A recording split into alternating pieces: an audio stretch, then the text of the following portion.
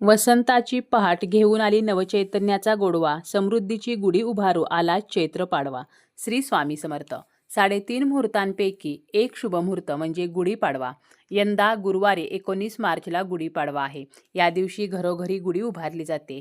विजयाचे आणि समृद्धीचे प्रतीक म्हणून ही गुढी उभारली जाते आणि गुढीची पूजा केली जाते. या दिवशी आपण सोने खरेदी, चांदी खरेदी, घर खरेदी, वाहन खरेदी या गोष्टी करत असतो.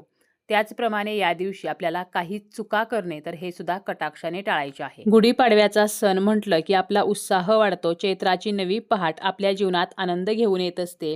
कुटुंबातील सर्व लोक एकत्र येऊन गुढीपाडवा साजरा करत असतात. या दिवशी बरेचसे संकल्प सुद्धा केले जातात.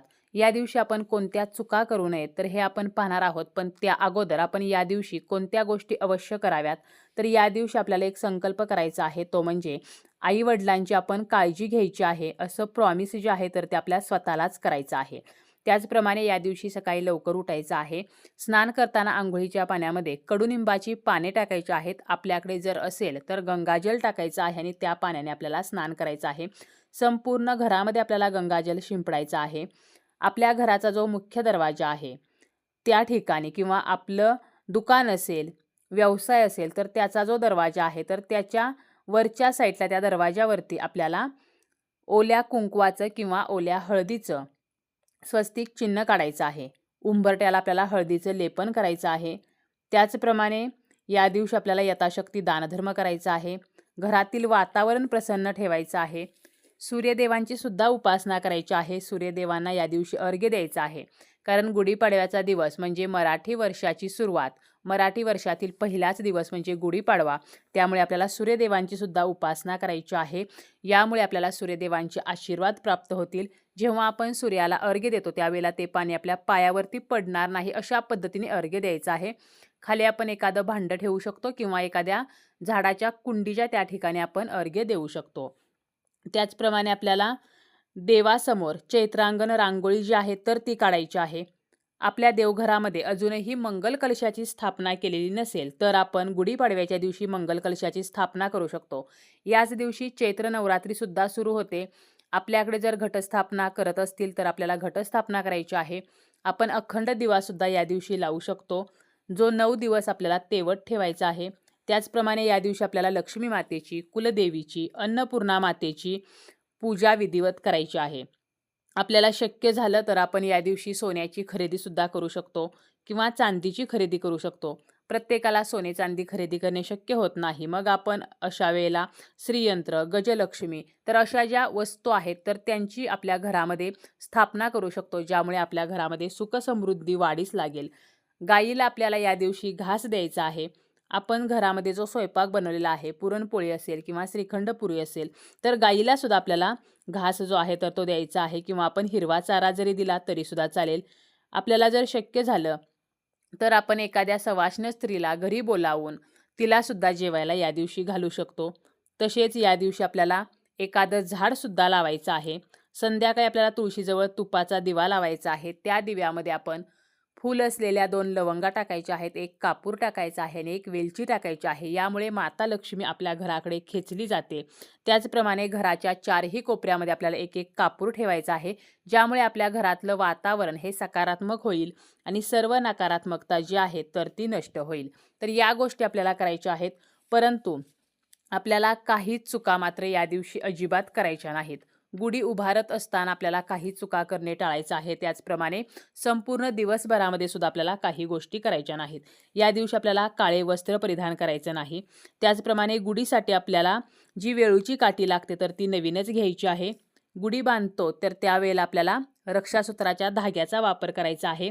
सुतळीचा वापर करणे हे सुद्धा आपल्याला शक्यतो टाळायचं आहे. गुढीसाठी आपण जी साडी वापरतो तर ती काळ्या रंगाची नसावी किंवा कोणत्याही उग्र भडक रंगाची नसावी, पूर्ण पांढऱ्या रंगाची नसावी, तर लाल, पिवळ्या, हिरव्या तर अशा शुभ रंगाची साडी आपल्याला गुढीसाठी निवडायची आहे. किंवा आपण गुढीचं जे वस्त्र मार्केटमध्ये मिळतं तर ते वापरलं तरीसुद्धा चालेल. परंतु वापरलेली किंवा धुतलेली साडी जी आहे तर ती गुढीसाठी वापरू नये. किंवा आपल्याकडे अगोदरच गुढीचं वस्त्र आहे परंतु ते आपण धुतलेलं आहे तर असं जे गुढीचं वस्त्र आहे तर ते वापरू नये. गुढी आपण जेव्हा उभी करतो तर ती डायरेक्ट जमिनीवरती उभी करू नये. पाट किंवा चौरंगावरती उभी करावी. गुढीला आपण जो कलश वापरतो तर तो स्वच्छ असावा. त्यावरती स्वस्तिक काढावं. 5 ठिकाणी कुंकवाची बोटे काढावीत आणि त्यानंतरच आपल्याला त्या तांब्याचा वापर करायचा आहे. फक्त मोकळा तांब्या जो आहे तर तो गुढीवरती ठेवू नये. तर त्यावरती स्वस्तिक चिन्ह काढावे.